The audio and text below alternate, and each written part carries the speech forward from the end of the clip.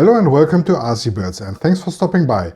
I know you all wait for this car to be driven outside, but the weather isn't good. But in the meantime, I got a new project. This isn't the SCX22, this is the AX24 XC-1.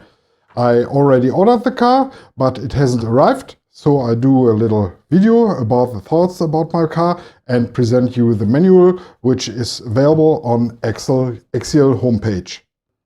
As you know from my other videos, I have the problem with the turning radius of the XCS24. And now Axial has announced the AX24, which has a four-wheel steering. And this should solve many problems. I ordered the car around 10 days ago. It hasn't arrived yet. They take my money, which is very funny. And I know there are channels out there who already had this car, and there are channels out there who bought this car. It's not only the big channels who are being promoted from Horizon.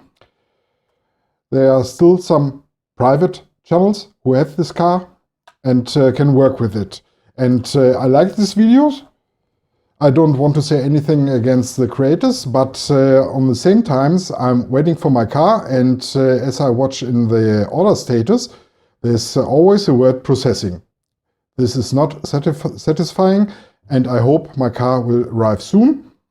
So for this, we take a short look on the manual, and I give you my thoughts about it. First, you can download the manual on the Axial Horizon homepage. This is a German version.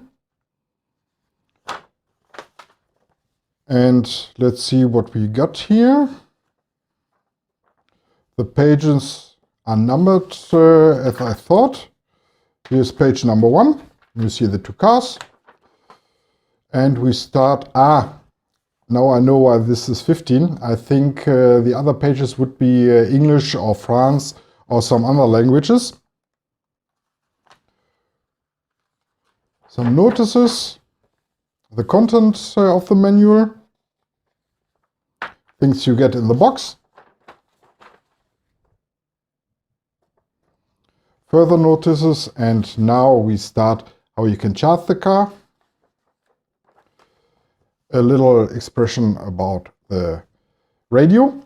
We already know it. It's a 3-channel radio. What is new, it is a real spectrum radio. You got your steering, your throttle, your trim knobs. You got an LED for saying how much is the battery or is it alright.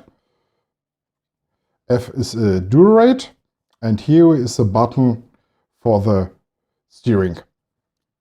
On the back side there is the H button, which is very interesting. It limits the throttle to 50 or 75% or 100% in full throttle mode, so that beginners can handle this car very well. But this is a crawler. I don't think they go on through full throttle. There are also the reversers for throttle and steering and the on-off switch. I think it isn't placed so good in here. Okay, now we come to the important part. It's a steering, and for this we've got this little switch here in the middle position. It's normal front wheel steering. If you switch it up, you got the crab steering, and if you switch it down, you've got the rear four-wheel steering, or the rear axle steering in the opposite direction as the front axle. I'm thinking about reversing it because I always like to use my radios intuitive. So for me it probably would be better to put four-wheel steering to the A or up position and crab walk to the B position. But I'll see it if this might work, and as I see it here, there is no reverse for the third channel. The next I give you is an explanation how you can dual-rate the steering, fill up the batteries, open up the car and get start one by one. Excuse me, if you got a radio from Spectrum, you already got the receiver from Spectrum.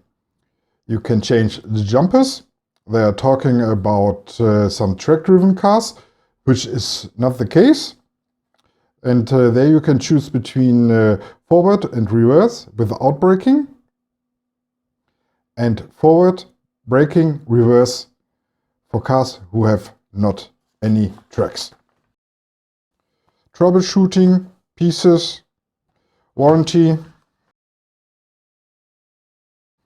And now we get to the important part. I already had studied this, which is very interesting. The shocks are new. They have 51 millimeters. You don't find yet any on Injora. Here it would be nice to know the length. Here we have the motor and the gear setting, which is from the SAX24. And the same on the two axles. You've got the SAX24 front axle. This should be very good to get some upgrade parts like brass, steering.